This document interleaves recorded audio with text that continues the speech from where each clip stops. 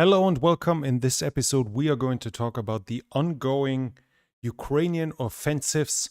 We are going to talk about the mobilization, about infighting in Russia, and of course, what you're all waiting for. We are going to talk about the Crimean bridge, the bridge in the Strait of Kerch that was attacked this morning and is heavily damaged. We are going to watch the videos. We're going to analyze what information we can get at this very point and what this might mean for the war.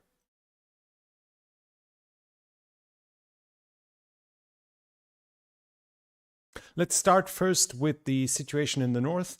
There is a fairly big number of artillery attacks reported along the border with Russia in the territory that is held by Ukraine along the whole frontier, basically. Most of it is done with tube artillery, but also with some rocket artillery that is being used here. Along the eastern front, the Russians have attacked Krasne, north of Kharkiv, which is, I wanted to use this map. Kharkiv, which is here. Where's Krasne? Here. So the Russians were attacking towards this point here. The only reason for that can be to fix the Ukrainian forces.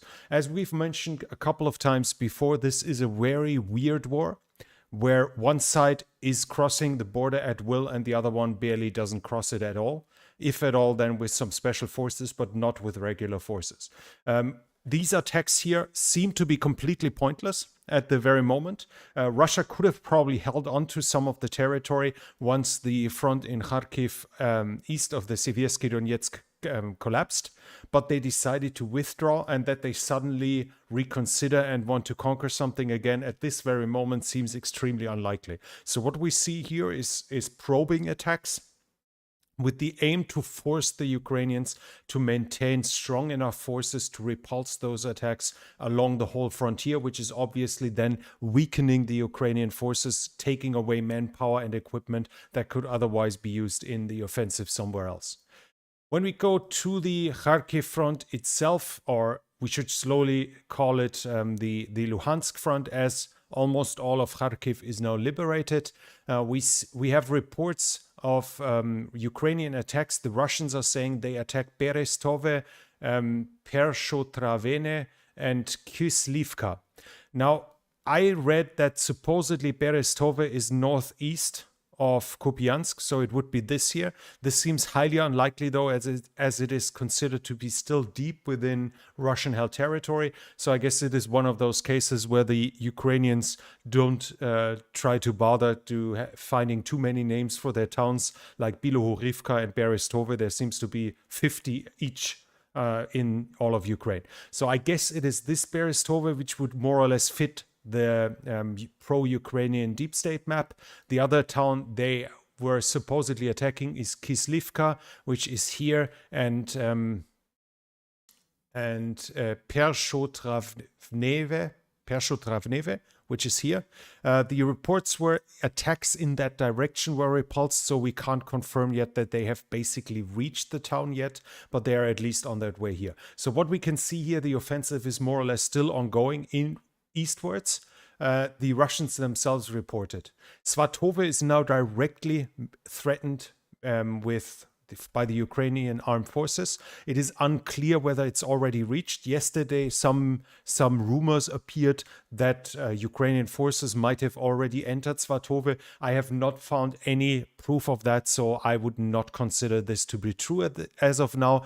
But what is clear is that they're pushing towards Svatove and are increasingly threatening it. The former ambassador of the so-called Luhansk People's Republic in Moscow thus said yesterday, Crimea and Svatove are more or less cut off. So Svatove here and Crimea is down here. This would show how far the Ukrainian forces have now advanced, that they threaten the lines of communication to those two towns. The Ukrainians are confirmed to be active along the road between Svatove and Crimea. What seems to be more or less the case is that this is special forces behind enemy lines conducting reconnaissance and sabotage. It doesn't seem to yet be the regular armed forces, at least while preparing the stream, I did not find any proof of them actually having crossed the road, cut it off with their regular spearheads, with their attacking forces.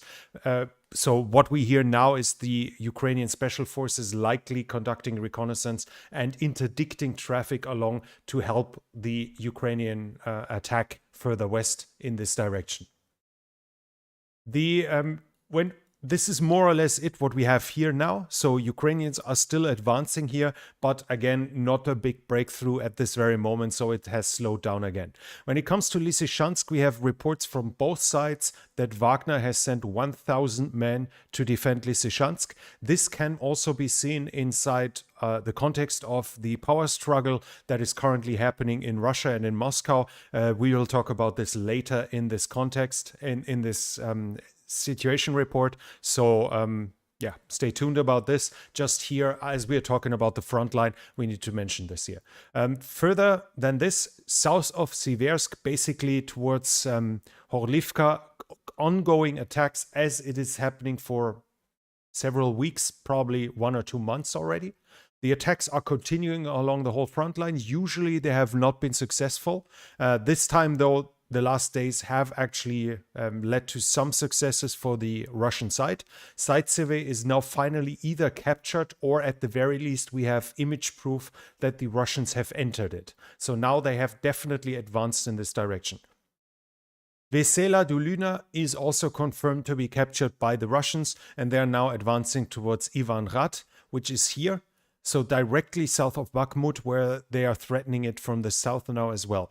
I have not heard within the last 48 hours about further claims of Russian forces already inside of Bakhmut, which has been reported for the last weeks, or at least claimed by the Russian side. I have not seen any image proof of that either. What seems to be more or less certain is that the Russians are in front of the city, fairly close to its outskirts, but what cannot be confirmed is that they have actually entered the city itself as of now. Further south, we have additional reports about from Russian attacks in the direction of Avdiivka here. So along that whole line, they are attacking in this regard. Here again, some smaller successes now after weeks of more or less stalemate. Here in Pisky, which is down here, we have reports that the Russians have entered the Pervomaiske, which is here. Now, Pervomaiske is more or less a town that is stretched along the road. Let's hope here it's coming. That's stretched along the road, and in the outermost part of the town, we now have visual evidence of the Russians having entered it. So they have advanced a little, but not in any serious amounts, but they did advance now, which they haven't for quite a while. Those attacks, and we will talk about this even more later, now have a further meaning to them.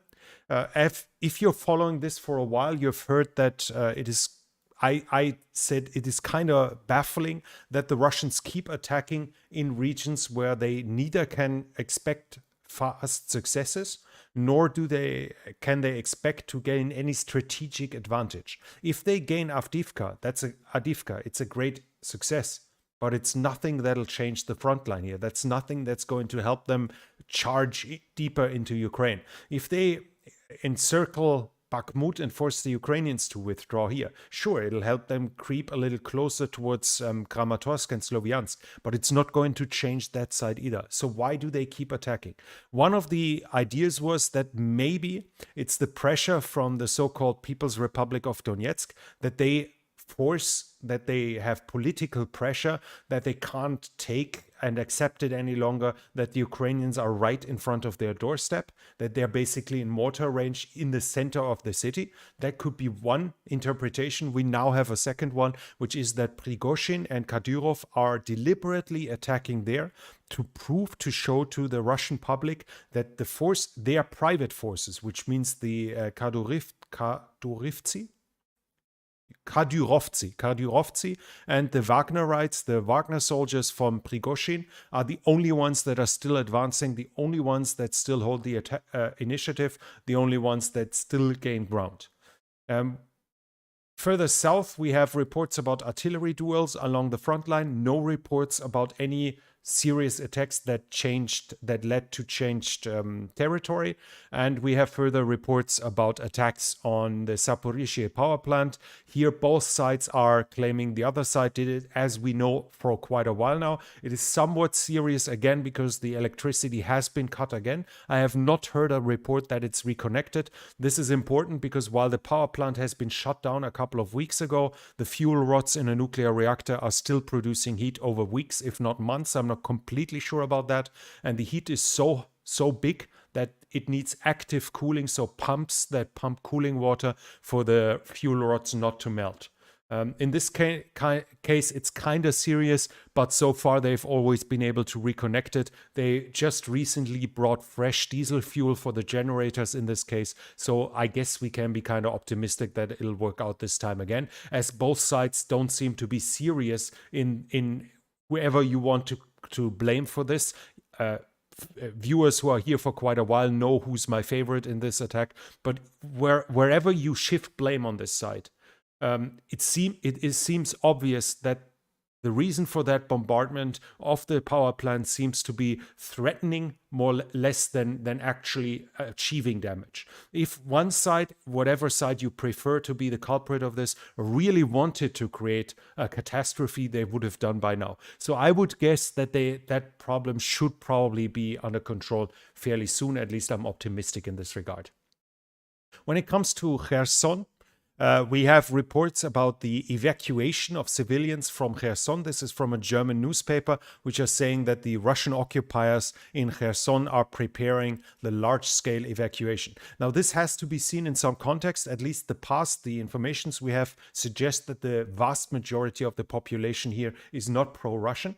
And the evacuation, and you have to see that in air quotes, is probably more of a deportation in this context, which will likely aim, and there we enter a little bit the realm of speculation, but unfortunately not completely unfounded. It seems to be that the Russians want to prevent Ukrainian men in fighting age to fall in the hands of the Ukrainians, as they might then put on uniform and fight the Russians. Obviously, every man you take away can't fight you anymore. The second option might be that they want to get rid of witnesses, either for military activities or for crimes. That is one other suggestion. And the third one would be the racist part of the whole story. Timothy Snyder, for instance, mentioned that Russia is spreading orphaned children and Ukrainian women throughout all of Russia, hoping that they will assimilate to, and as he called it, whiten up the Russian people, which are in steep demographic decline, but they still have parts of the population which has a healthy population growth, and those are the ethnic minorities. So while right now the ethnic majority of the ethnic Russians is shrinking fast, the minorities are growing, and this, as Timothy Snyder said, is part of the measures to make sure that the Russian majority stays the way it is, and it could be seen in that too. As said, this is kind of speculation. This is kind of interpreting what we have here right now as you want to see it. It's up to you. Maybe you expect the Russians to be concerned about civilian lives here with the coming fighting. Then bless your heart. You'll be welcome to believe that. Further in Kherson, we have reports about attacks on lines of communication, logistics, and command structures, as we hear about the last weeks and months that are going on. And we have the report that the Antonivsky Bridge has again been shelled. Further north in the front line, wait, it always loves to jump. Along this front line here, we have a map from Ribar, the pro-Russian channel that shows that the Ukrainians are now along this line here. According to them, they are more or less between Duchany and Milove. We had Girkin Strelkov, the Russian military blogger and militant, to say that they withdrew towards Milov, but Milove, we have no confirmation yet as of where exactly they are, except that they are marching further south here in this direction. On satellite pictures, we can now see that the Russians are actually preparing defensive lines. We see that here. Along here, you can see the trench lines, which are fresh. And the interesting part is where they set it up. I can quickly put it in Google Maps here, put it here, and you can see that it's actually far, far further south. It is close to the Nova Kakhovka bridge in this like turn of the river or whatever that is. We can watch that here.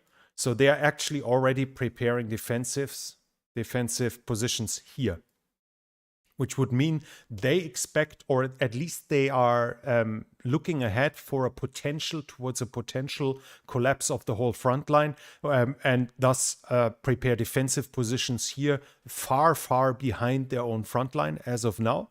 We had that more or less here. So just to see, they are 40 kilometers behind the front line. And that gives us an indication of the fortification systems here. For months on this channel and especially on my German channel, I reported that the Russians supposedly are establishing further defensive lines behind the ones they currently have. And here we have an example of this. At the very least 40 kilometers, maybe 45 or even 50 kilometers behind their own front line. They are already digging trenches, preparing to hold that for as long as possible, while it also shows that they actually think it is a realistic possibility for them to be pushed this far back. The Russians say the Ukrainians are currently regrouping in the north. That's why there are no attacks. And it kind of seems that the Russians are actually likely to be true in this case, as we need to understand the Russians withdrew from more or less this area here. They were forced to do that by attacks from the north, by attacks out of the Inhulets bridgehead, and by the spearhead racing down next to the Dnieper reservoir here, which was threatening those troops here in the center with encirclement. They had no chance but to withdraw. What it seems like that they actually managed this time to withdraw with most of their equipment. I have not seen any proof of serious amount of equipment being captured. Also no reports about prisoners of war in any serious amount, but the Ukrainians obviously have to consolidate and prepare and recon the enemy front line, as it is now seems to be more or less well established again before they can go over to the offensive again. So this can be considered regrouping or an operational pause. It seems extremely unlikely that the Ukrainian offensive here has already accumulated and is not going to be able to continue further. Russian military bloggers are now saying, describing the line that their defensive line is currently being established, which would for us, as they are usually fairly well informed when they decide to tell the truth, they seem to be fairly well informed. So this would be an indication of us where the Russians decide to stop their retreat where they want to hold. And they are mentioning Suki Stavok, which is here, towards Borosenske, which is here, to Sukhanove, and then to Milove. So down here. So according to them, the defensive line will be more or less this here. Further down, probably using that arm of the reservoir to protect their flank, which is obviously very inviting for a defensive position here. The interesting part, though, is that at least in theory, praxis, it's in reality, it's a little different, but at least in theory, this should more or less be in the range of the base bleed grenades from 155s. In reality, it's obviously a little different, because if we see here, the Ukrainians will it's highly unlikely that if this bank of the reservoir is under Russian control, that the Ukrainians will move for a self-propelled howitzer down here to shell the reservoir, the bridgehead there, the river crossing that the Russians establish here, while being in range of anti-tank guided missiles from the other side. But in theory, at least, they are creeping closer to that. So one more win on this side, and they should be more or less capable of shutting down that river crossing for good, which is one of the main river crossings the Russians are using, and should thus diminish the supplies they're getting in. Further south, we have reports about fighting in the northwest of Kherson. Along this area here, the fighting doesn't seem to have led to much territorial exchanges. What is important and interesting here is that we have reports about Russian counterattacks. So the Russians in this place at least seem to be capable and willing enough to do at the very least spoiling attacks, if not actual attempts to recapture tactically important grounds. There is but as said, right now nothing much has changed, and the Russians are talking about further troop concentration, Ukrainian ones, east and southeast of Mykolaiv, so along that front, which would then probably make us believe that we should see a Ukrainian offensive towards Kherson fairly soon. About Snihurivka, once again, some unconfirmed news. Now there are claims that the Russians have actually given it up.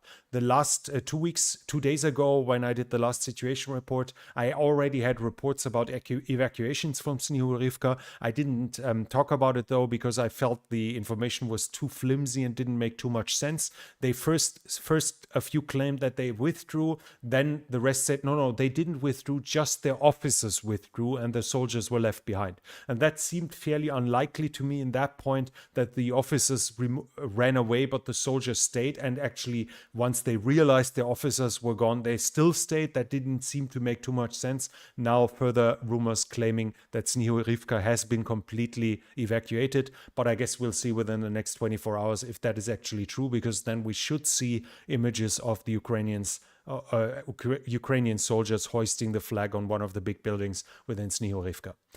Before we go to the next interesting part, let's quickly summarize it here. The strategic initiative is still clearly on the Ukrainian side. Right now, at the northern part of the Russian Kherson bridgehead, they seem to be within an operational pause, to be regrouping.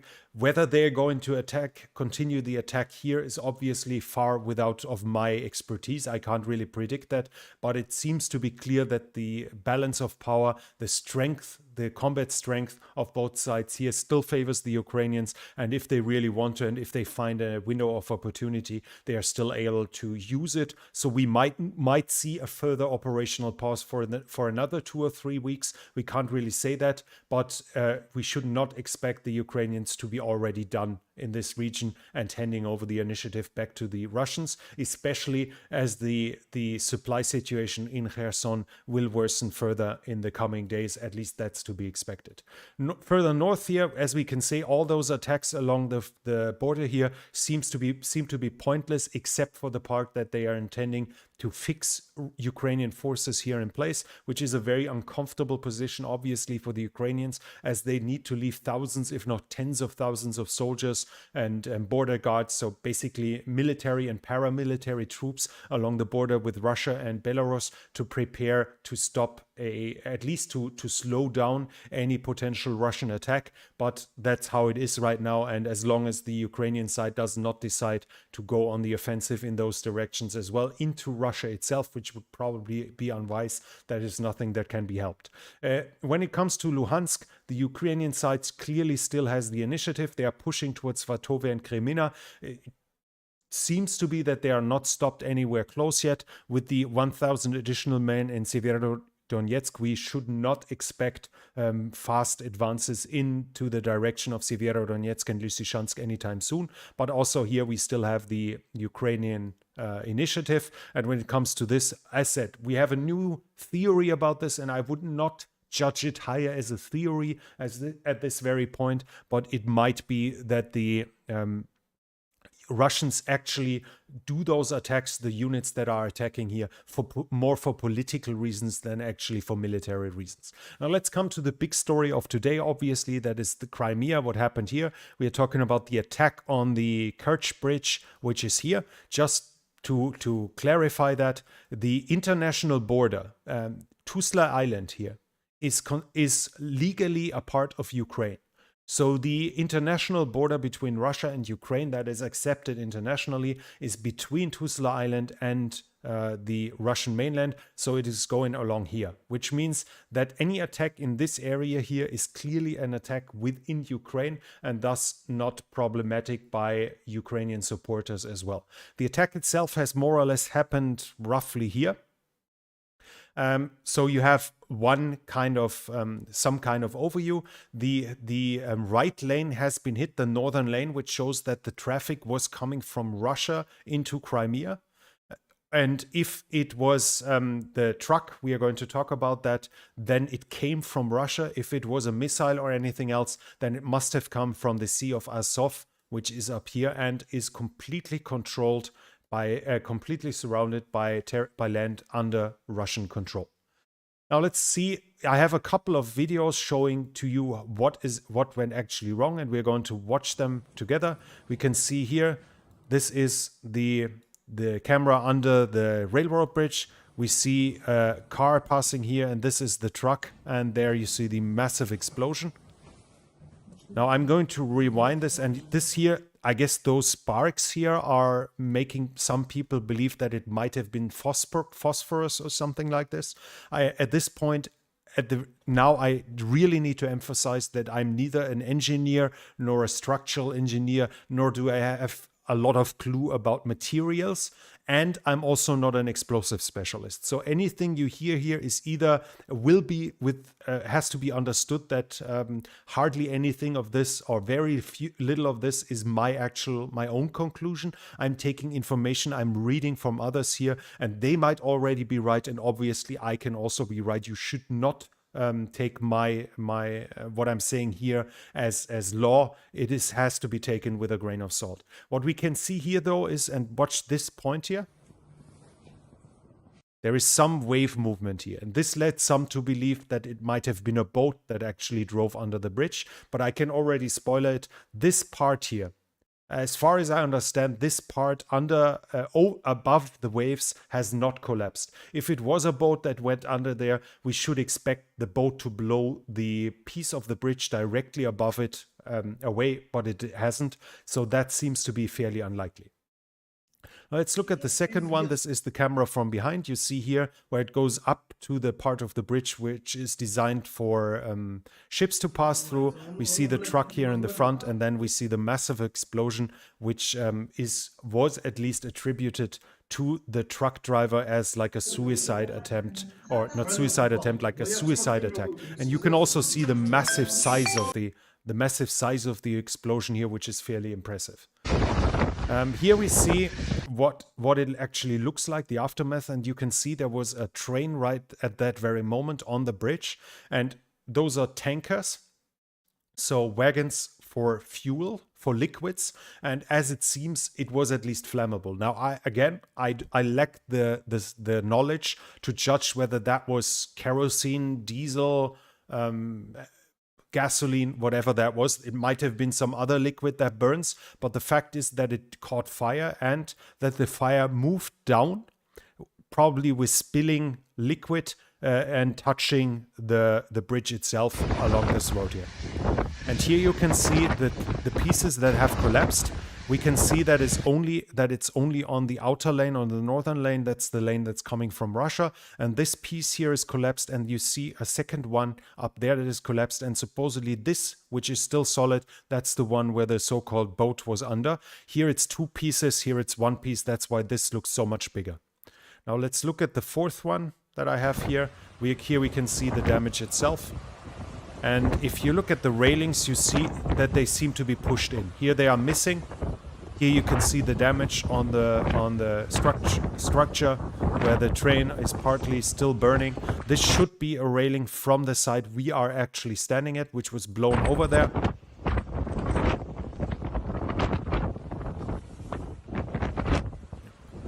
And you see the pieces that have collapsed.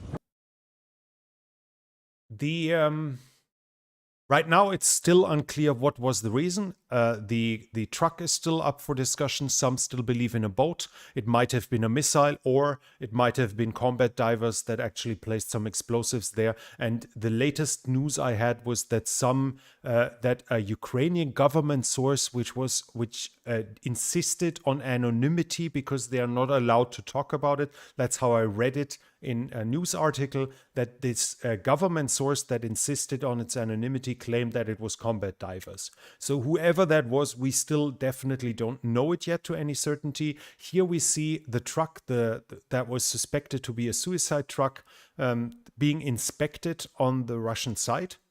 So they do have a security system there. They do inspect them, and I can go forward a little bit, and you see him. That's the truck driver here. He's opening up. You see someone in uniform looking in the back of the truck, and it's all okay. He can go and drive off. The interesting part, though, is the next video, which shows us the detonation itself, and that at least leads me to the conclusion that it is impossible that it was the truck. Somebody has slowed down this video and has increased the size, and you see that the detonation starts. The flash from the detonation starts, and you see the truck is still fully intact.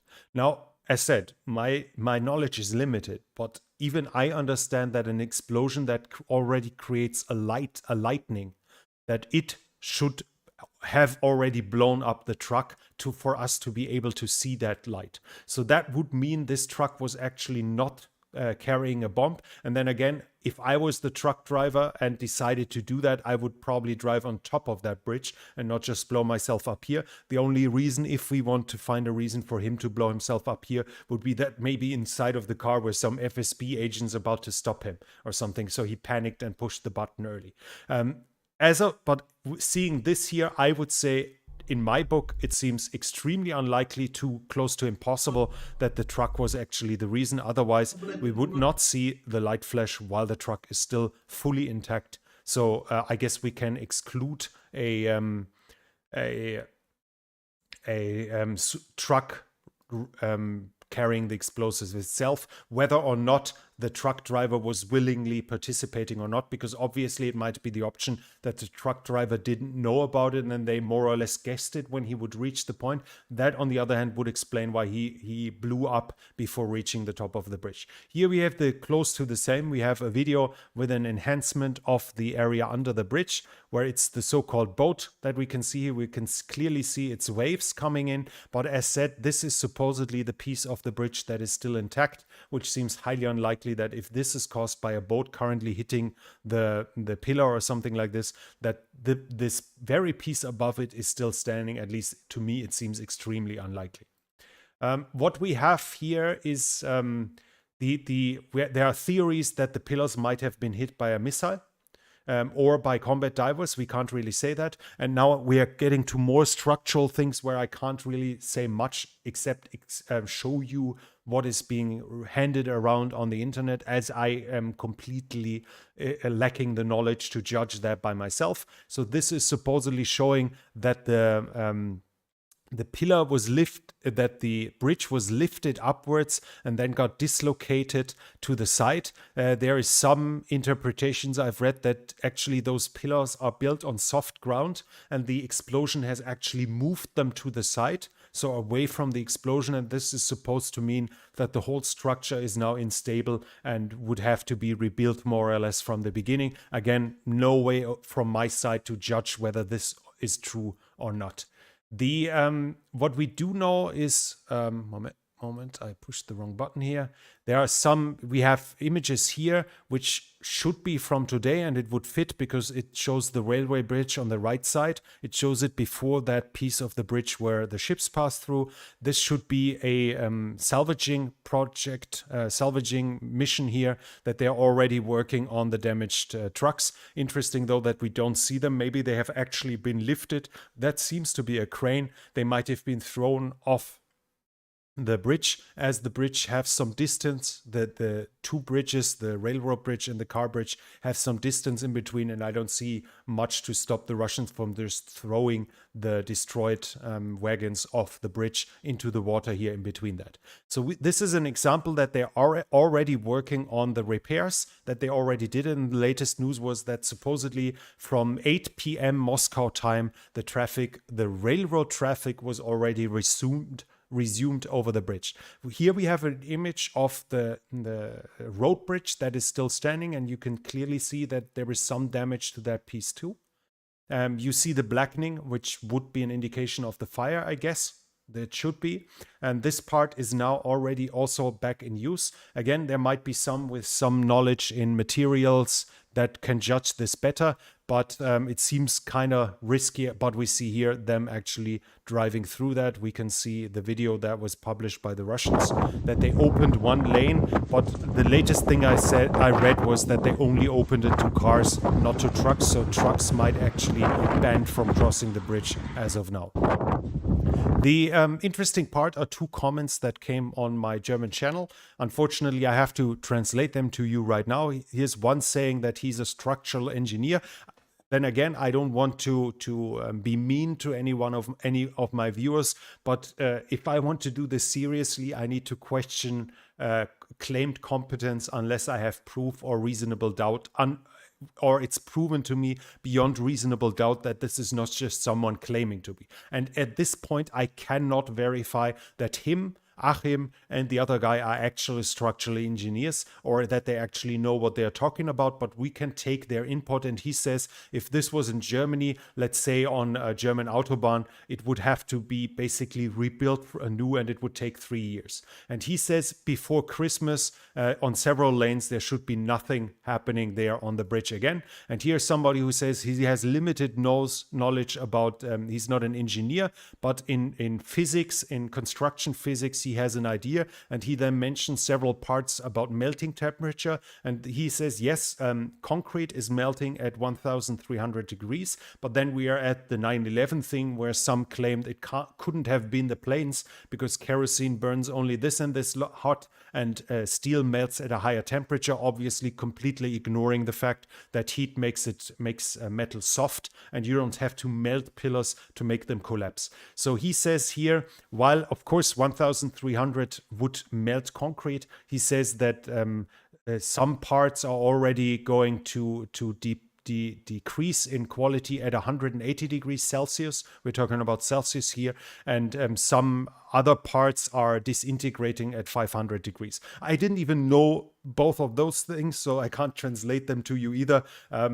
Some of you might have the knowledge to judge that.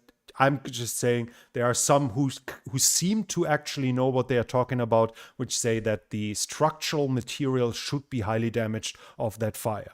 He also says until deeper layers, it should be strongly damaged and to a point where it can't be rebuilt. So it's basically destroyed. In general, you would have to completely block the road and basically rebuild big parts of it. As of now, any pressure and vibration will lead to further damage, and then it might destroy it. Their asset, I can't judge what they are saying, but it sounds reasonable to me, and my very, very limited knowledge about material and construction would more or less confirm it. But the thing is, we are probably here at a point there where we have reached more or less what I would call giving it a free pass in times of war. Here's one car that is actually passing, and they're filming it, so we have another view. We have another view of the damage that is done to the railroad bridge here. We can see the fire damage too in this regard, and you can see like the big damage that was actually done. And you see it's only over one line. So what would be the regular case? If we are talking, let's say we're talking about a normal country in times of war, we would probably have 3 to 7 days of blocking the whole area just for crime investigation in the attempt to find out which explosive was used. Do they find a fuse? What was even used? Do they find missile fragments, boat fragments, anything like that? They would investigate to find the culprit. After that, it would probably be blocked for another 3 to 4 weeks for structural engineers, architects, material analysts, etc., to go over the details after the crime scene has been cleared, to find out how far that bridge is damaged. And even once they're done, if they were actually coming to the point, no, the bridge is fine, we can continue using it, it would take probably 4 to 6 to 8 weeks for those bridges to be back in action. It wouldn't be like 13 hours. At 6 o'clock in the morning, the explosion happened, and supposedly at 8 p.m., which is 14 hours, the trains were already rolling over the bridge again. So what we can see here is clearly that we are seeing wartime measures, that it seems to be more or less that they are saying we can't really do much, so let's continue. Because that's the point. If they were to do it properly, investigate and then analyze everything, this bridge would be closed at least for a week or two, if not for months or even years, for a complete reconstruction of parts of it. And that at a time of war seems not the smartest choice. And here we're coming to railroads itself on this channel and on other channels talking about this topic. There's always talk about the Russian logistics system. It relies completely and utterly on the railways. This is It has a very easy explanation if we look on the map within Russia. If Russia was to concentrate on trucks, they would need an amount they could never afford if they need to get resupplies to Vladivostok, for instance. So the whole Russian army basically works with railway heads from which they unload their supply and then truck them to the front. The trucks they have are not sufficient to actually transport the whole needs. They are only sufficient to transport them from the railway head to the front line, and the further it is away, the less transportation capacity they have. If we take this as an example, what it actually means in total, we can take the example here. Let's imagine this town here, Polohi, was the railway head, and this was the front line. Obviously, it wouldn't be done like this. You would never put the railway head this close to the front line, but this is 8 kilometers. If we imagine 1/2 hour of loading, 1/2 hour of unloading, it's more or less with 8 kilometers. This is close to having no travel time at all. So if we imagine 4 hours of maintenance and refueling on the trucks could do more or less 20 runs per day if you exchange the crew once a day and put a fresh soldier in the same truck. If it's in Berdyansk, on the other hand, we are at 90 kilometers. Now, to expect military trucks to take 1.5 hours as the bird flies, we're talking still about as the bird flies, 90 kilometer is almost optimistic. So we are 3 hours travel time alone, plus 1 hour of loading and unloading. If we are down to 20 hours, we are at 5 trips now, instead of more or less 20. That's the whole difference, how distance is important and how the lack of trucks means that they have to get the bridgeheads close to it. Now, why is this important in this case? Because it might actually be the only railway connection Russia has to the whole area here. Now, why? You might ask, they have the land bridge here, yes, but that ignores one big fact. The Ukrainian rail network actually is done like this here, and we can see that there is no connection to the east. There is just, and this is more or less what Russia is controlling. There is one connection to Donetsk, and that one connection is going here, which is 4 kilometers away from the front line, so well within the range of even light mortars. It is almost impossible for trains to go through here, close to be impossible. So unless I've missed that the Russians used their railway troops, and in theory, they should be qualified to do that. But unless they used their railway troops to create a new railway line from somewhere down there, let me see it. Didn't we see something here? Yeah, it's actually here. So they have a railway connection here. Unless they built a fresh railway line, for instance, to Mariupol, over 100 kilometers in the last few months, a fresh railway line, which is possible, by the way. And if you find out, please let me know. Unless they are doing this, there is no railroad traffic coming from the east. The only railway connection Russia has is over the Strait of Kerch, over the Crimean bridge. So this here is basically more or less the whole source of supplies that aren't self-driving for this whole region. Now, obviously, Russia can load trucks here in Taganrog and drive them to Mariupol. If that part here isn't shelled either, they might unload the trucks here and put them on trains and then spread them further here. But that obviously this is already a 100-kilometer distance, and thus it already takes, as said, more or less it allows for 4 to 5 trips for the trucks per day, and they are lacking those. So to conclude this, the Crimean bridge is the backbone of the Russian logistics in the south, even though there are some alternatives, and I haven't mentioned ships yet. Obviously, you can load a ship somewhere here and drive it to Berdyansk and load the trains there to continue. But the direct train traffic should, at least to my knowledge, go with 100% over the Kerch bridge. This in an army that is reliant on its railroad network, on its supplies by train, means the bridge is indispensable.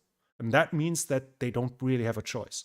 So the Russian decision, at least as I would suspect it now, unless those two commenters were mocking me, were making fun of me and don't have a clue, but it doesn't look to me like it. At least from my very limited knowledge of the topics, it seems reasonable what they are writing. This seems that the Russians have made the decision, we don't have a choice, so let's just ignore the problems and continue. And maybe we don't tell the train drivers that at some point the bridge is probably going to collapse under them.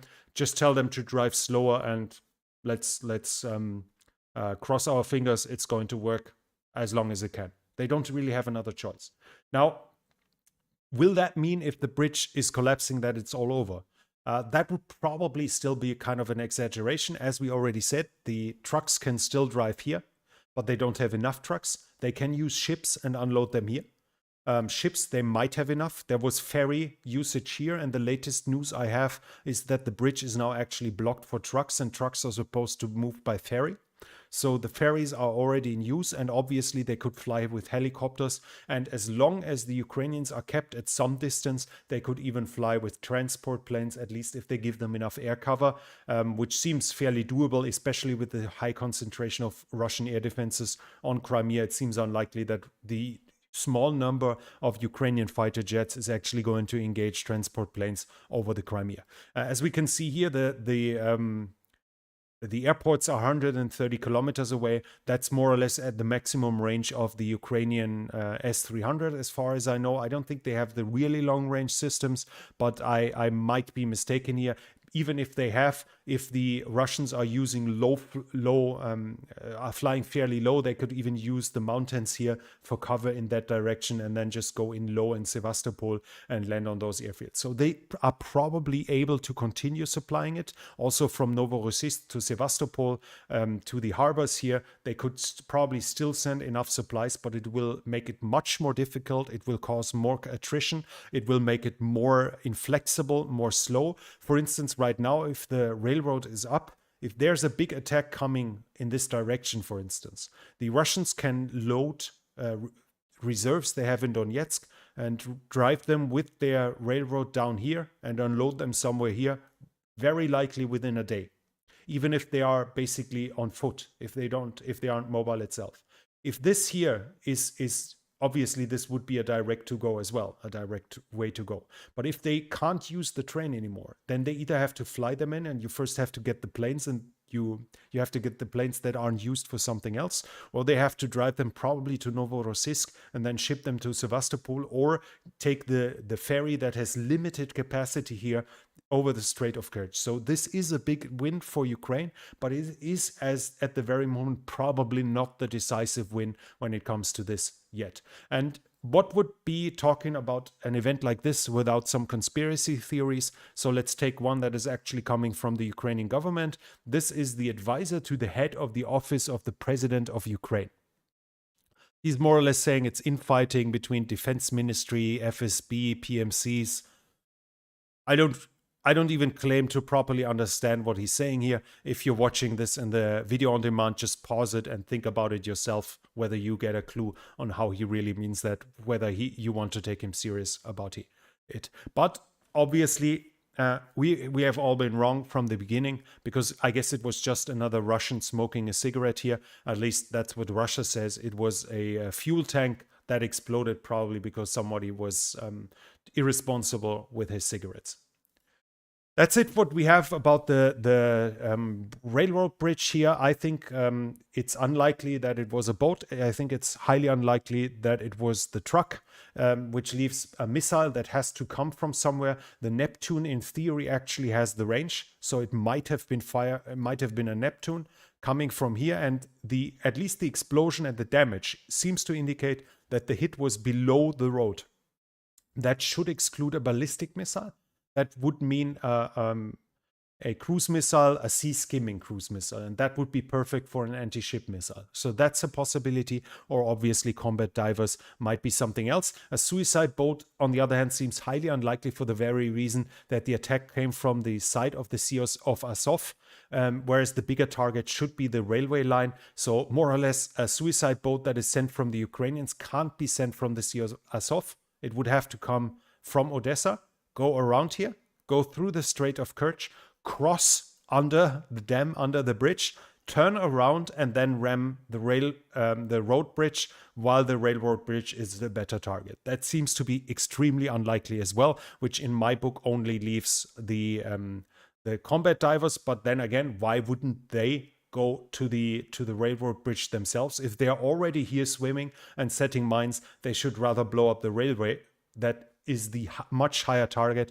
And this, again, then when we come to it, that more or less only leaves a missile that has come from the north, probably from Ukraine. Now, what missile that was, don't ask me. Neptune theoretically has the distance, but you might ask why they only used one. Or maybe two if there was a second explosion. There's a video, by the way, circulating around that is supposedly showing two explosions, and you even hear a missile hit, but I think it is a fake for the very reason that it's clearly taken during the day by somebody driving in normal speed, so not somebody creeping up to a damaged bridge. And there is no reason why somebody would slowly drive in a normal pace on a road that was bombed an hour or two before. So when we come back to the missile, now if it was a Ukrainian missile, they have showed their hand. The Russians have air defense systems here. If it was a missile, they will reinforce these systems massively to stop further attacks. So in this regard, unless it was the only missile they had, they should have concentrated their missiles, used a whole barrage of them to actually take out the bridge for good. So that's it. That's it for now. We can't really say what it is. At least I can't. As said, my knowledge is fairly limited in this degrees, but I hope I was still able to enlighten you somewhat by putting those puzzle pieces somewhat together to the very best of my ability, which unfortunately isn't the greatest in this regard. That's a bit about the Kerch Bridge. We can talk about some more things. The first partisans, the GRU, that's the Ukrainian military intelligence. I've said it often before on this channel. When it comes to active war participants, we need to have an additional layer of being careful in believing what they are saying. In this case, it's rather unproblematic, but it cannot be emphasized enough that an active war participant obviously has the interest to shape the information field in his interest to either frame things in a certain way that it makes him look better or the enemy look worse, or to outright lie in some cases. In this war, there is one side that has lied a lot more than the other side, and that is the Russian side, but that shouldn't make us believe everything the Ukrainians say in general. In this case, as I said, it's more or less unproblematic. They are just saying the GRU is still encouraging partisans to continue their activity, and they say there's a strong Ukrainian partisan activity on Crimea, in Kherson, and in Zaporizhzhia, in those two provinces. They are saying the partisans are killing, eliminating collaborators, and they are doing more or less espionage. This is both really helpful, but what they also say, it's really helpful in regard that it forces the Russian side to use FSB agents and Rosgvardia units to try to keep it under control, to try to hunt down those partisans, to try to limit the effect of the partisans, which obviously means those FSB men and the Rosgvardia can't be used closer to the front line, hindering Ukrainian military operations. They also emphasized that according to Ukrainian law, the partisan activity is completely legal, which means that obviously the partisans don't have to fear repercussions once their territory is liberated by the Ukrainian government. What the Russians will do, obviously, is a whole different story. I have a lot more information about the mobilization. It seems that the Kremlin is actually asking local governments to pay for the mobilization. This is fairly incomprehensible. If we believe some guys on the internet, then Russia's economy is not suffering at all from the embargoes, from the sanctions. But why would they ask the local governments to pay for the mobilization if the government has enough money? Now, I can't fully wrap my head around that. I don't think the Russian government is close to being bankrupt, especially as they can still print money, which is the last resort for a lot of governments in times of war. So I don't really see a reason in that. I don't really understand that reason, and I don't really claim to either. But we do have reports from provinces that local governments force teachers to not claim pay for certain days, to use the money that would have meant to be their payment to pay for the mobilized soldiers. In other provinces, there are reports that the local governments basically went to companies to blackmail them to hand over 1% of their income as a donation for the mobilized people. And the threat, they said, if you don't donate, we are going to mobilize your whole staff and basically kill your company in that one stroke. Omsk, the region of Omsk, is now reported to be close to bankruptcy. they say they can't pay the mobilized people services that are otherwise provided by other provinces that are mobilizing. One example here is said that they won't be able to pay child support, which other nations, as said, do. In Moscow, we have the example that shows us the whole chaos and the whole problematic part of that system is that the Moscow, the region, so not the Kremlin, the local government of Moscow has bought with its money equipment for the mobilized Muscovites, for the people from Moscow, which in turn means that this seems to be the actual duty of the local governments. That means that in ethnic, in regions with ethnic minorities where they dominate, in very poor regions, the soldiers will be far less well equipped than those from rich regions. To what degree that extends, if that means up to the firearms or just questions of, for instance, tents, sleeping bags, warm clothes. It might mean personal protection gear like plate carriers, helmets, and stuff like this. This is unclear, but many of those items are saving lives or are essential to keep the soldiers alive, especially in the coming winter. If you don't have a proper sleeping bag when it might be minus 25 Celsius outside, you are close to be as dead as being shot with somebody with a gun. So all of this shows that the mobilized people from other oblasts, from other regions, are highly likely extremely under-equipped, and that is not going to help the Russian mobilization effort either. The Ukrainian resistance center, and here we're coming to a point where the Ukrainian side might have to take it with a little grain of salt. They are saying men of every age outside of Crimean, which is here, and of Starobilsk are being recruited and sent to the front line, no matter their age.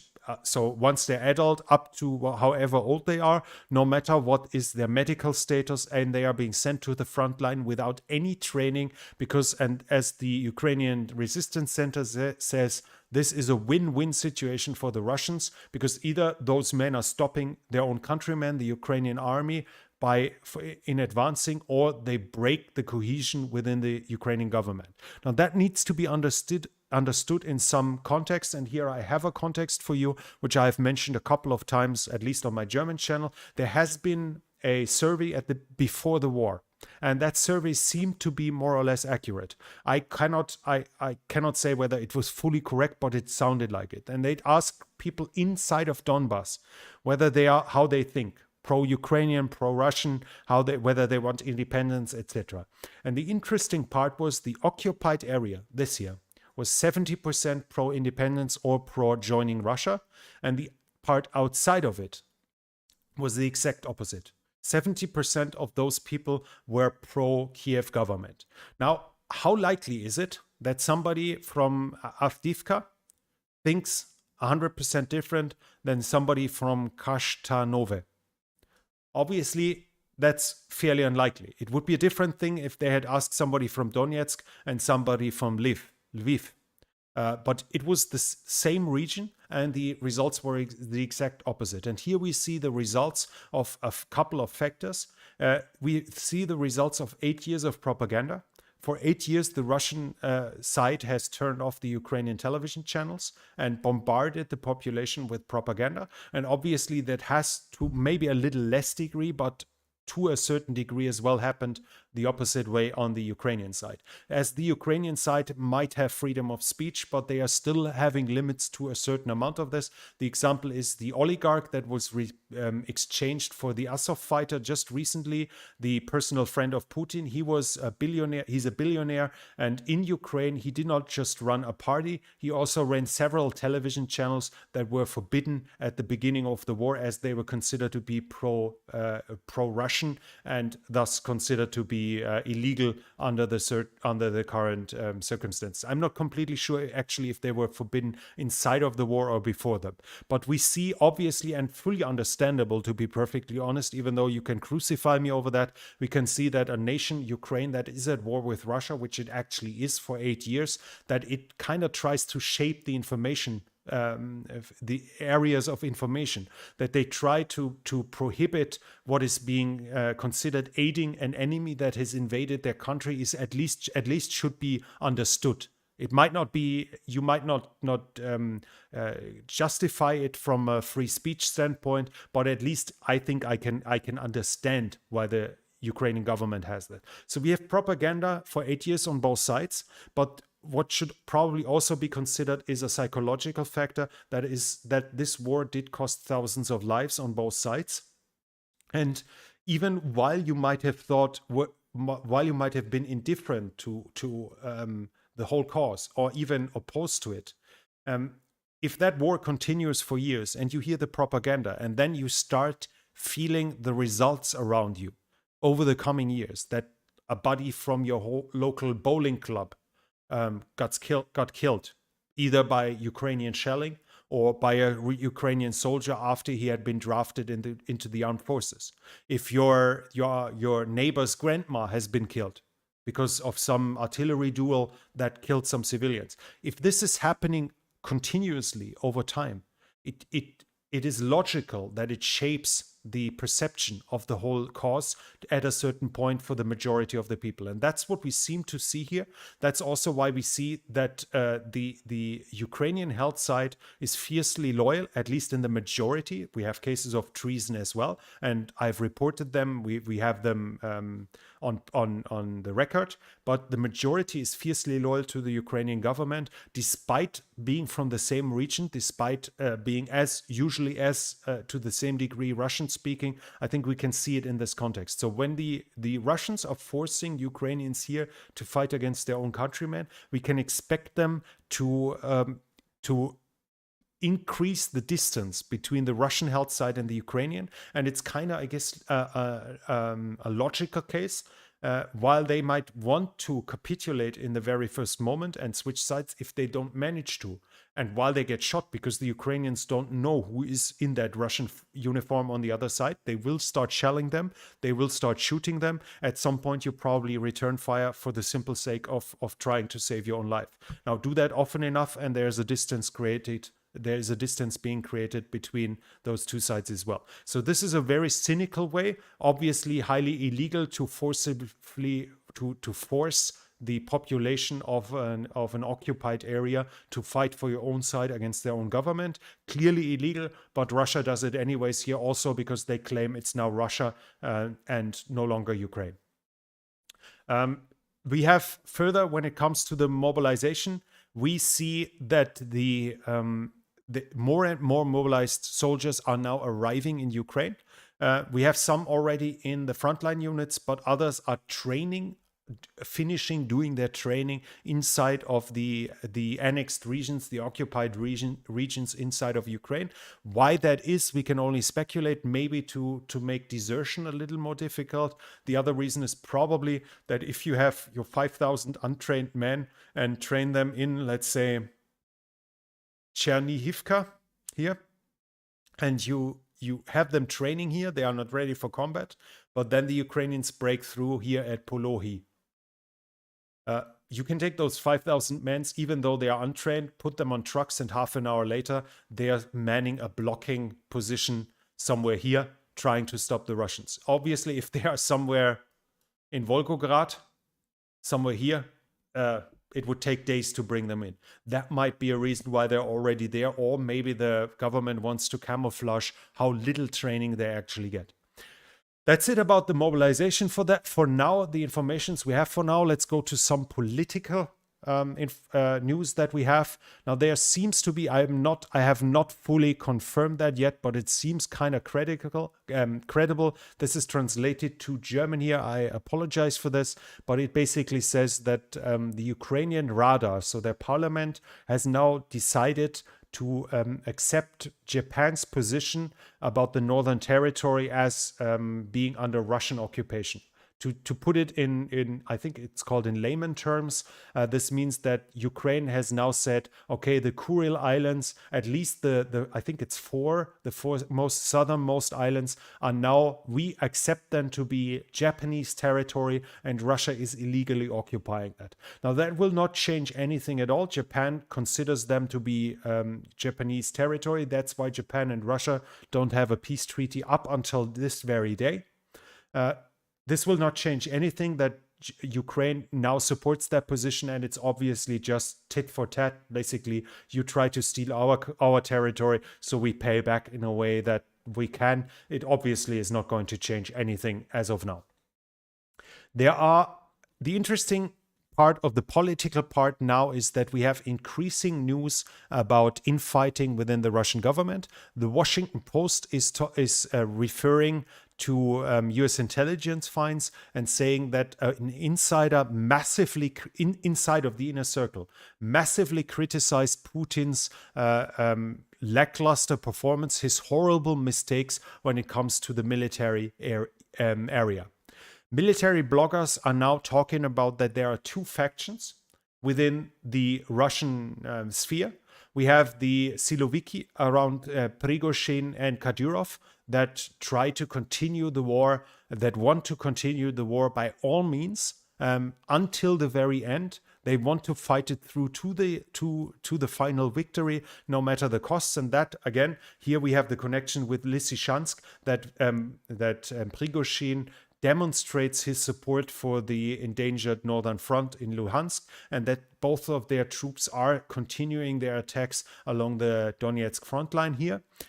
This has to be seen in this. So they are the ones that want to continue, that want, if necessary, general mobilization, if necessary, the use of nuclear weapons. They want to force the victory through by all means, and they are facing another faction, and that faction is the faction that, if we want to break it down to simple terms, they want to keep their villas in southern France and their yachts.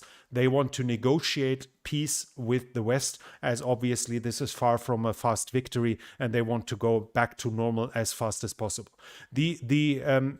What the reports are, those two sides are currently clashing, and which is obviously another problem within Putin, because both sides are his supporters and they are now tearing each other up, and thus endangering his own position. A little fitting to this is the last link I have. Fuat, I think some of you might have seen him before. He's in Kiev and he has some interesting claims now and then. I can't consider him a fully reliable source. He claimed that elite National Guard troops are being deployed to the city. We had during the day rumors that supposedly some kind of military coup, that the military persons were arrested all over Moscow, that something really big was going on. But we don't have any proof of that. It just reminds me about a report that I read like around the mobilization, I think it was, that somebody said his friend in Moscow, his reliable friend in Moscow, was on his dacha and wanted to return to the city, and the whole ring road, there's a ring road system around Moscow itself, that was blocked off with National Guard, and it only happened once in the past, and that was during the coup against Gorbachev. So that was then the rumor starting, okay, there's currently a coup happening against Putin. And then somebody just pulled up Google Maps, put in the traffic mode and showed that I think there was actually a blockage or an almost stop in one part of the ring road, and the rest of the traffic was just normal.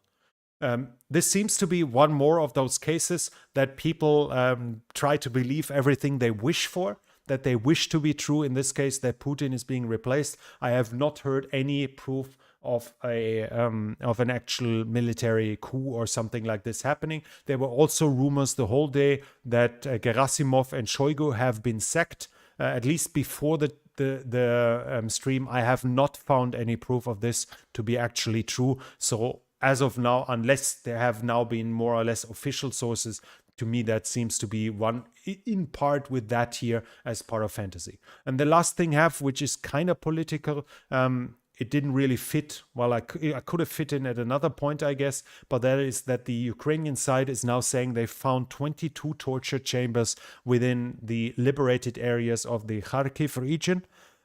This is remarkable in a certain way if we assume the Ukrainians to be truthful in this, and more or less I do.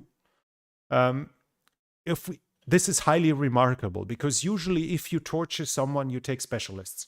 You don't tell Ivan from your unit, you know what, torture that guy a little. No. If you feel the need to torture someone, you have some specialists, and you take that guy, drive them to the specialists who make sure that they can actually get the information they want by not killing the person, by being too brutal, but at the same time making the person talk whatever you want to hear. 22 torture chambers are the exact opposite.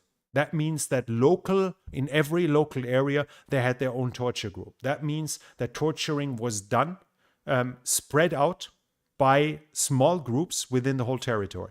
And we more or less only have two explanations. It's pure sadism, which you can argue for.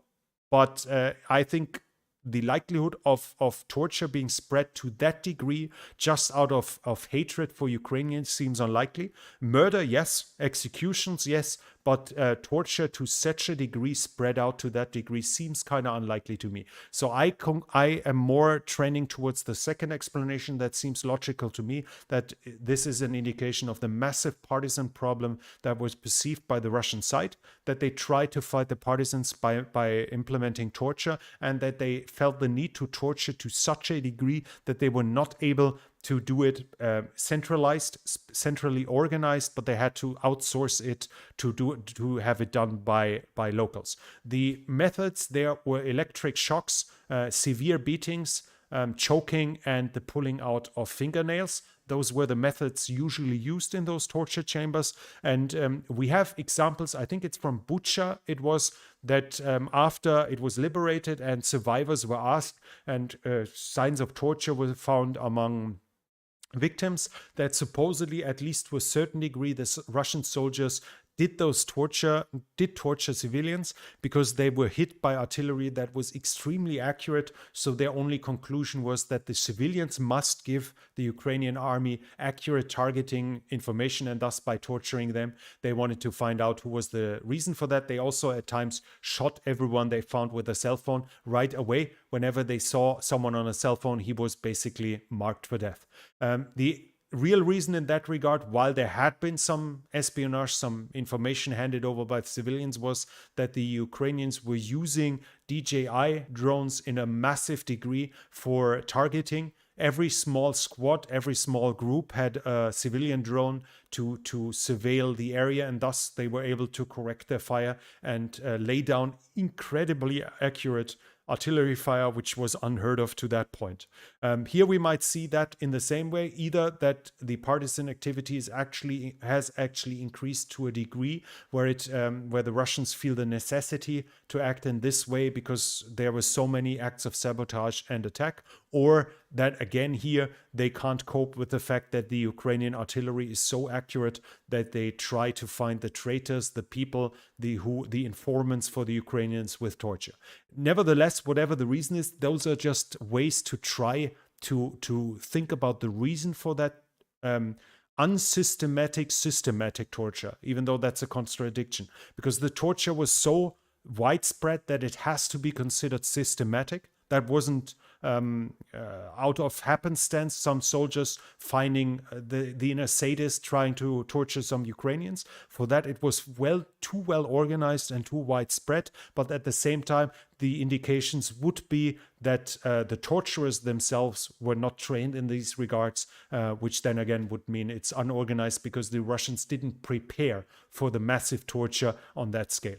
Those are just explanations. They're obviously not excuses. It's just a way to try to put this into perspective and trying to find the reason for that barbaric behavior, because there's little else that can be talked and said about that. So why the Ukrainian side does make some mistakes, you have seen the last situation report where I mentioned the report by the German tabloid Bild, which found a dentist who had a collection of metal teeth implants that looked golden.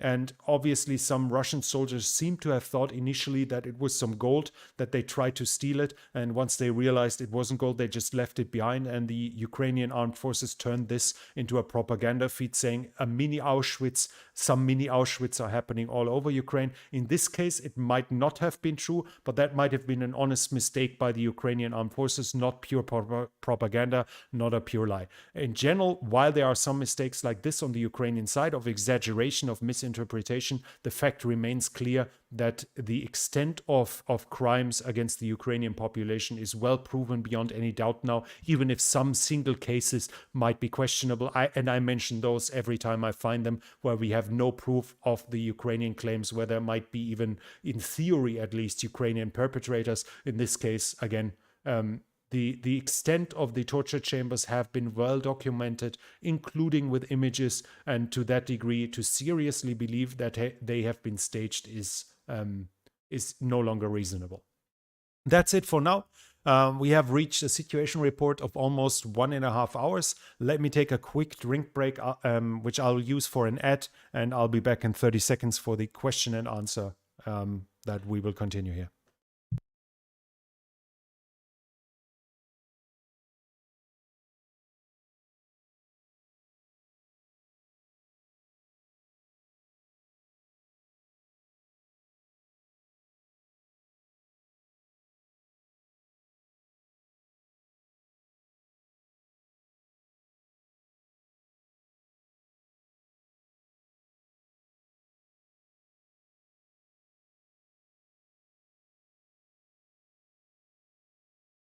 One moment, please.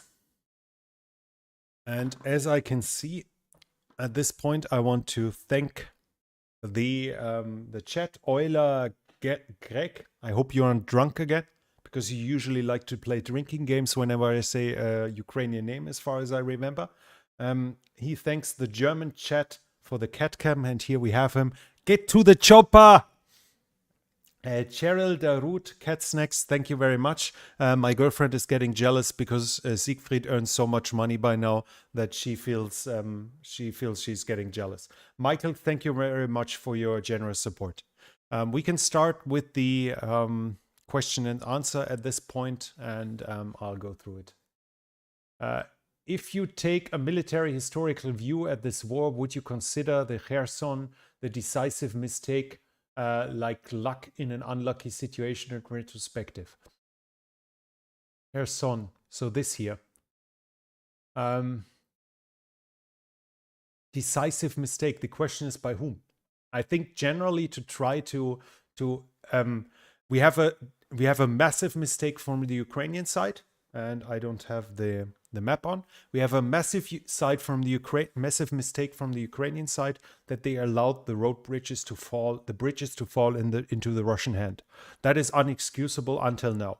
Now, whether that was pure incompetence or sabotage doesn't really make much of a difference. Whether that was somebody who was bought, who was a traitor, who cut the cables, or whatever that reason was, there were months of threats by the Russians, of warnings by the US, by allied intelligence agencies that Russia is going to attack. The very least they could do is prepare the bridges to blow up and make sure they actually blow up.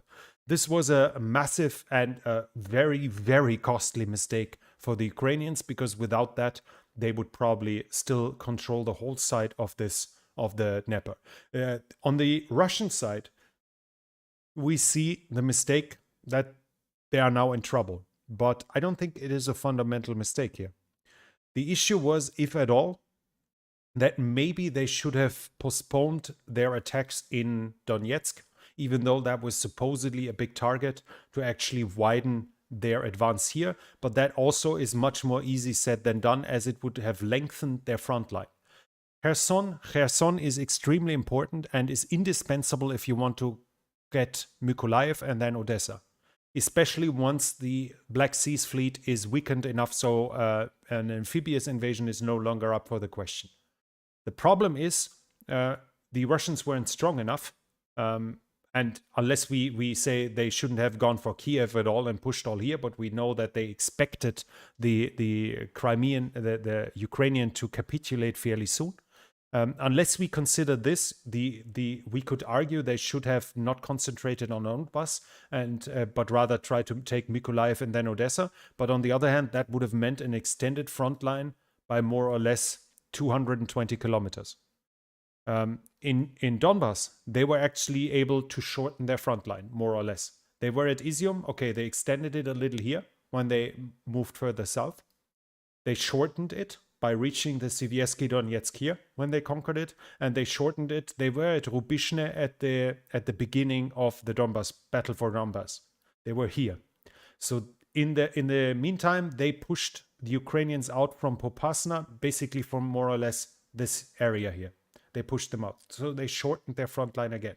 In this regard, it made sense, but the big problem was in that whole war, the weakness the Russians were in to not being able to extend the advances further. And then obviously the HIMARS came. Until the HIMARS came, it was perfectly fine. They could get their reinforcements over the river without any problems. But HIMARS then means that bridges up to 90 kilometers behind the front line are in danger. And this can turn out as a massive mistake. It hasn't yet.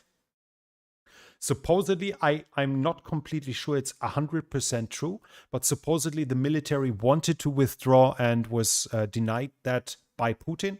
In this case, I would understand Putin because giving up Kherson means giving up Odessa, which means giving up economically dominating Ukraine.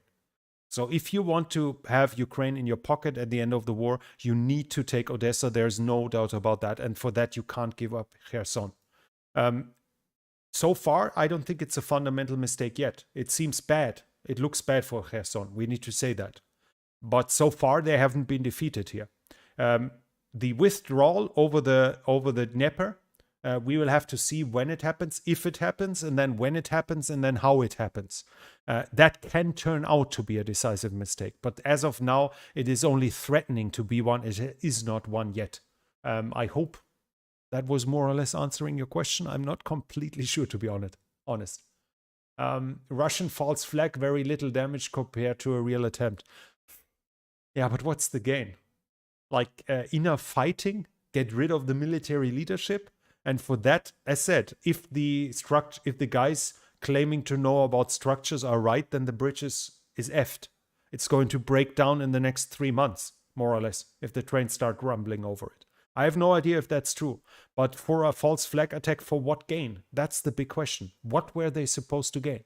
If they want a justification to be allowed to use nukes, this is a completely unuseful measure.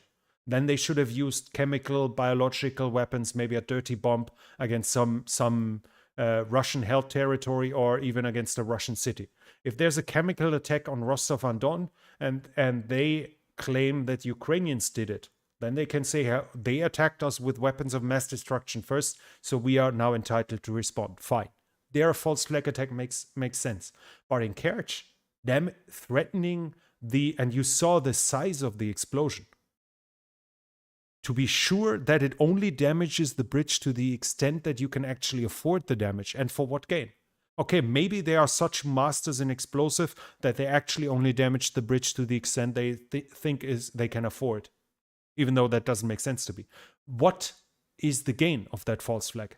To get rid of the military leadership by some faction that is wanting to get rid of them but can't do it by official means? Yeah, maybe. But it doesn't make too much sense to me, to be perfectly honest. Titsall, I appreciate your analysis. Couple of bucks from me as a thank you. Buy yourself something nice. Thank you very much for your support. Why don't you let Putin cuddle with Siggy? The war would be over. Why do you hate peace? Siggy never scratches people unless he's like in fear of his life. He never puts his claws out. But I think in that case, he might bite and claw because he's afraid of strangers and especially of mean strangers. He's such a cute little boy. I don't think he would have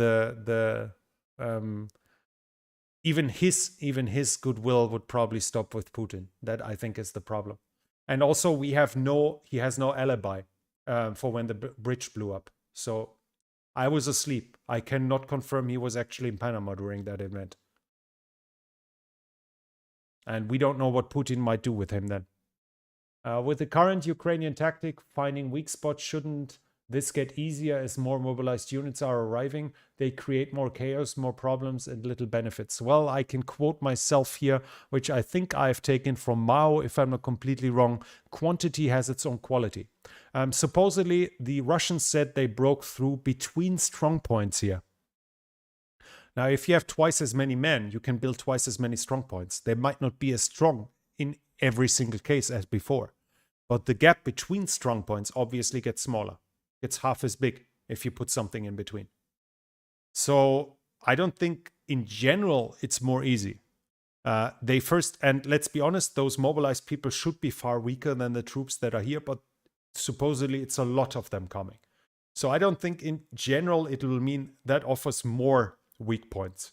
I don't think it offers the Russians such a boost that will turn the tide of the war as it is turning right now. I think if I have to bet, I would say the Ukrainian side is right now my favorite. But I need to emphasize that the war isn't won yet. It can still be turned, and it might even somehow be turned without nuclear weapons. Even though I'm not really, I couldn't really tell you how. I mean, the Ukrainians could make some really big mistakes that cost them indispensable units. If they push down Melitopol, Berdyansk, and Mariupol at the same time without covering their flanks, get cut off and defeated. Yeah, sure, something like that could cost them a war. But if we talk about the more chaos, more problems, little benefits, and that offers more options. I see your point, but the more troops on the front should in general also make it more difficult to break through. I don't think those troops will stay too long in those trenches on the front line. They will either run away, get killed, or give up to a vast degree, as they should have far lower morale than the troops already on the front line. And so their combat value is vastly below that. But as of now, they will enter the front line and should, at least for a moment, make it more difficult to advance. I understand your logic about the torture chambers, but my problem is that due to alcohol abuse, the Russian soldiers, not everything goes to logic. Absolutely. And we see some behavior of Russians which is barbaric. And unfortunately, some of it is so widespread that it seems to be an inherent problem within the Russian armed forces. In this case, I just need to remind you of Samuel P. Huntington, who didn't consider Russia as part of the Western world. He considered them to be a different culture. And thus, according to that very logic, the Western morals, principles, etc., would not apply to them in the same case. And unfortunately, I have to say we might have some proof of that in Ukraine as of now. Any chance Kherson gets recaptured in a month? Well, as of now, I would say never. I think the Ukraine now has a serious chance of recapturing it until the end of the year. Within a month, within November, I would not bet on it. I wouldn't say they definitely have it by December 31st, but it's getting difficult for the Russians. Let's put it this way. Let the Ukrainians advance from Milove down to here, and then they can definitely take out probably 1/4 of the bridging capacity that the Russians have, so their supply will shrink further. This will not be helpful for the Russians. That will cause further problems to them. Given the Russians deploy white phosphorus on the front, why shouldn't the Ukrainians employ mass use of napalm on entrenched Russian forces in Donbass? I think to some degree it's probably a question of employing it. I think that's the word. Napalm is usually dropped by air, mostly. Now you can send it with rockets too, I guess, and artillery should more or less allow it too, probably. But then the question comes, do they even have the shells for that? The missiles. And there is probably already the problem. I guess jerry-rigging some napalm bombs should be fairly simple. But artillery shells out from scratch will be more difficult. But in general, it's the question how far you want to break the laws, the understanding of the rules of law, just because your enemy does it. Ukraine already did it to some extent. My judgment is that they actually used butterfly mines here in the region of Severodonetsk, Lysychansk. And there was this refinery where we have visual proof of butterfly mines, and the only logical site to use them was the Ukrainian in that case. And Ukraine had signed the ban for anti-personnel mines. And the butterfly mines fall under that. So they broke international agreements at that very point. Now, I don't want to judge them for that. Don't take me wrong here. I think the military context was justifying the use. It made perfect military sense. They are fighting for their own country. They are putting mines in their own country. So it's going to be their own people that get damaged from that if those mines stay there and don't get fully demined. The area doesn't get fully demined. So it's more or less a Ukrainian problem, them mining their own territory. And in the context, I can personally perfectly understand it. But there they already broke agreements they themselves had signed before. If napalm is banned, and I have to admit, I mean, it might be under the Den Haag agreement against unnecessary cruelty or something like this. I'm not completely sure. But the question would also be, do they want to go that way and do they have the means to that? But that is for the Ukrainians to decide, as it is with the mines here. If they did it, I would probably understand it. How should the West approach Belarus? More sanctions, inciting resistance, supporting the opposition? Yes. Yeah. Because everything else, like military intervention or something, is nonsense. So you brought the good ideas. I don't need any input except... you don't need my input to that except saying yes. If it was the truck explosion, do you think it's possible the bridge attack could be Ukrainian factions inside of Crimea with no official okay from Kyiv? It can be everything. I think looking at the images, it seems to me that the truck is ruled out.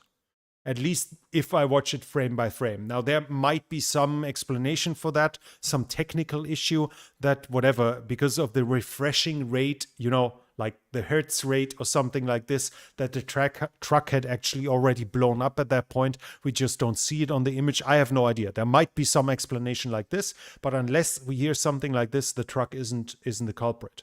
That if it was a truck, yeah, it can be partisans. It can be Russian saboteur. We have Russians attacking Russian recruitment centers to fight the war. It can also be an intelligence agency. If the GUR or the SBU asks their own staff, we have a plan to blow up the bridge. We need a volunteer, but you're not going home. Well, if that person believes blowing up the bridge will shorten the war by a year or two, and thus save tens of thousands, hundreds of thousands of lives, it's not far to believe that you will find a volunteer willing to do that. We have that throughout history. We have it in this very war. Was it the third or fourth day where a Ukrainian pioneer rigged a bridge to blow up in front of the Russian troops? And I don't know whether he wasn't able to finish it fully or whether something didn't work. So in the end, he ended up pushing the trigger, blowing up the bridge with himself on the bridge. He had no time to get to safety, or he had no opportunity to blow up the bridge remotely to save his own crew, his own people, to slow down the Russians. He made the deliberate choice to sacrifice his own life to save, to stop the Russians from advancing at that very point for a few hours, a day or two. We hear it all the time of diving on a grenade. It's happening so often that it has its own Wikipedia article, that soldiers see a grenade drop to their feet and they realize in the very moment there is no time getting rid of that grenade in time. There's no time running away. And around me are people that might not even have seen the grenade come, so they can't save themselves. So they make the choice. Someone is going to die, probably a lot of them are going to die. Well, then it's me, and they throw themselves on the grenade, shielding their comrades with their own body, and usually dying from that, even though there are some cases where some actually survive. I know of one case where a guy had a fat backpack on, and he dropped himself with his backpack on the grenade, and the backpack actually ate almost all of the shrapnels, and I think he got up with some bursted eardrums, but that was more or less it. But sacrificing yourself in war in a context like this to save your country, to save your countrymen, is fairly common, is not unheard of. You don't need the Japanese kamikaze for that, which were in their tens of thousands, and obviously a lot of them ordered. You don't need Muslim extremists believing in paradise for that. That's happening usually too. So this would be another good example for that to happen. But of course, it could also be partisans for the very same reason. When they are aware we can't get that there, blow it up safely and get away, then rather make sure that it blows up and the target is destroyed, because this is going to save so many Ukrainian lives if the Russians lose the war faster this way, that it's worth my life. That is for me, perfectly understandable. Your idea of some partisans would be reasonable if they get the explosives. Here again, it would be nice if I was an explosive expert, which I'm not, because the explosion looks so massive that it kind of feels unlikely that it's what is it called? That fertilizer, ammonium nitrate. But this is just guesswork. I simply have no clue. It might be ammonium nitrate. It might not. No idea.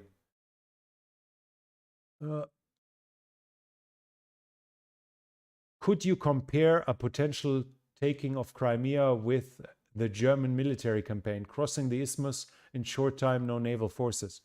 That's one of the reasons why I'm kind of doubtful, because the Russians have ample of time to prepare, and they should, in theory, still have the upper hand when it comes to heavy equipment and heavy weaponry. We have, 7 kilometers here on the isthmus, Perikop, 8 kilometers. That's fairly easy to defend. So if they want to do it, they more or less have to do it. They can do small naval invasions, but this is more or less special forces. They won't be able to bring in much heavy equipment, as they lack the amphibious equipment for that, especially to sustain an amphibious invasion. Maybe they find something to bring 2 tanks over there, but will they be able to bring in fuel trucks continuously? That's highly unlikely. So they more or less have to go head first through that here, and that's one of the reasons why I kind of still doubt that they can recapture Crimea, but they have surprised me a couple of times. Maybe they surprise me here again. But yeah, I would, if it happens, it probably happens like that, like Manstein did when he conquered Crimea. If Russia would escalate their hybrid war infrastructure cyberspace against EU, NATO, which countries and system will they attack? Germany is probably a weak point, as its population seems to be less supportive of the cause in comparison to other countries. And then it's so central to the whole effort of supplying, as it's in the center of Europe and thus a logistics hub. If you take Germany out, you weaken the whole Western alliance, and you make supplying Ukraine much, much more difficult. And in this regard, you could obviously say that the massive failures in the German railroad system today might already be something in that way, but at least as of now, I have not seen any direct connection to the war itself. Which systems is probably, I mean, the winter is coming, and electric, when it comes to the security in the electric grid, that's more than questionable right now because of Germany's energy policy and problems in other countries as well. So if you create a big blackout, supposedly, if a blackout is big enough, it's going to spread all over Europe, because the system is so interconnected that it's going to spread. And once it's spreading far enough, they lack the electricity to start up power plants again. That's at least some things I've read. So that's not my field of expertise either. But I would expect in that case to probably attack power plants, electric grid, and obviously the heating materials, because in the coming winter, if the Germans are freezing to death, if others are freezing to death, they will try to force their government to make, in quotation marks, a peace with Russia for Russia to open Nord Stream 2, which conveniently has one pipe left open and fully functional to supply them gas to help them stay alive during the winter. And as there is no contract for Nord Stream 2, they could even Russia can even offer really attractive deals, like, we're going to supply you for free the whole winter if you stop any support for Ukraine. That might be fairly tempting in case of crisis enough. So I think Germany is definitely a weak point in that whole alliance of the support for Ukraine. Do you think that the Russian theory that the truck transporting Coca-Cola collided in a head-on collision with another truck transporting Mentos, and that is why the bridge exploded? Yeah, obviously, but it has to be Coke Zero, as far as I know, Diet Coke. So if they said it was regular Coke, then it's obviously false, because as far as I know, it only explodes when it's Diet Coke and Mentos. Does the Neptune have enough explosives to cause that much damage on the bridge? I think it's 125 kilos. That's what 270 pounds.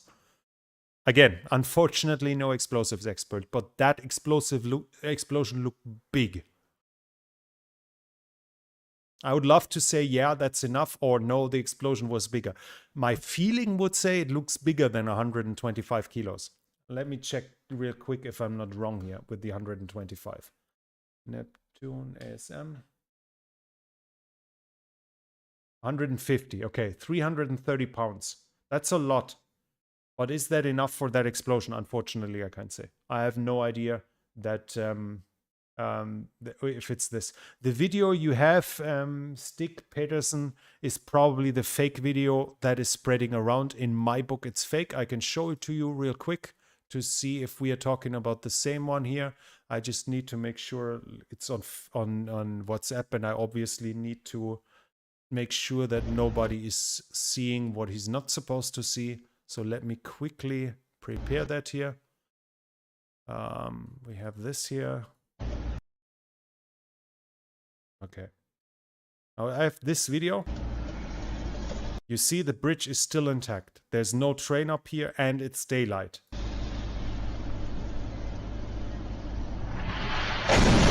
Now we have the first explosion, and I think you can even see something here.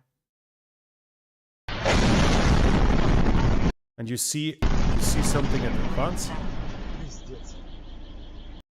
Yeah. I think it's a fake, for the simple reason that the bridge seems to be still intact here. Is that supposed to be a detonation there? I'm not sure. But you see them closing in. You see them closing in on it, and it's daylight. And the other videos I showed you were at night. I have to remove this again to keep my contacts private. And I get Fuzzy is showing me a video that might also be it. You can watch it here.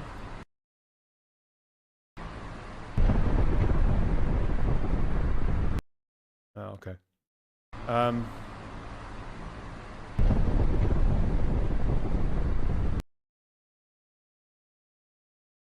Yeah, I would love to see where it's coming from. Taken from a drone, supposedly. At least that seems to be at night. But as you could see, the first video I showed you didn't fit with the other videos. So fakes are already spreading around.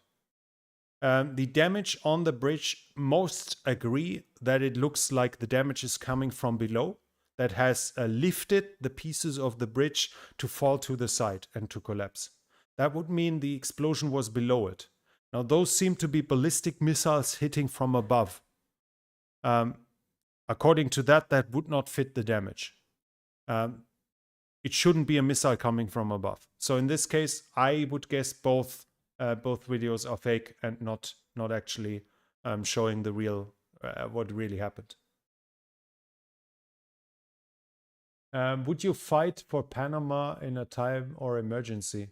I'm not even a citizen. I'm a permanent resident. I don't think somebody would expect me to fight, but I guess it always depends on against whom and for what. If Islamic State comes around the corner, I would probably fight, but I wouldn't fight for Panama. I would fight evil. If the government here turns tyrannical, I'll just pack my bags and leave. Who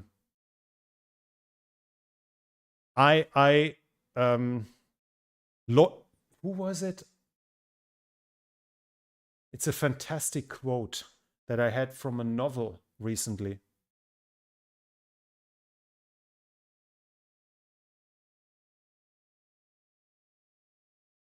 I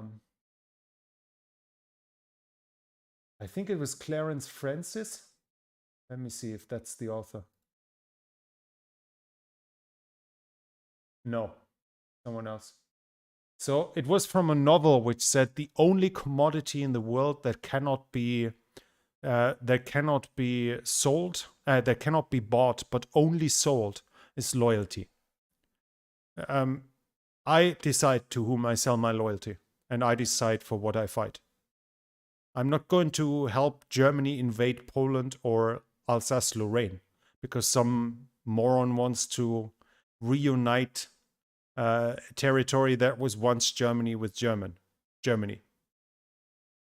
But I might fight somebody I actually consider an enemy of mine. But that's like a personal question. So not really something that needs to be discussed here. What's your opinion on the Scottish claim the bridge attack will with their monster of Loch Ness? Yeah, I think we are reaching a point where the whole questionnaire doesn't make sense anymore. So I thank you very much for joining us here. And thank you much for your support, for everyone who donated to the channel and allows me this way to keep the channel running. We are already at 2 hours, so more or less in time to finish the channel anyways. And thank you very much for supporting the channel. It is not possible to run a channel without the support of viewers like you. If you also want to support the channel, you can do so by the means you can find in the description. But you can also, if you want to support the channel with non-monetary means, you can do so by hitting the like button to show YouTube the attractiveness, the quality of the channel, the algorithm, that it's worth showing this video and the channel to others. You can help so by commenting, especially then on the video on demand, later on the video or on other videos that are here. If you haven't subscribed yet, I want you to invite you to subscribe to the channel. You can hit the bell button to make sure that you don't miss future videos. And of course, by helping me by spreading the word around to help me grow the channel, you also help me quite a lot. Thank you very much, Beltran Figueroa. No, Beltran Figueroa. Okay, that sounds Latin. Thank you very much, Beltran Figueroa, for your support. Thank you very much for everyone for being here. Thank you for your time for watching, and don't forget, I'll be back.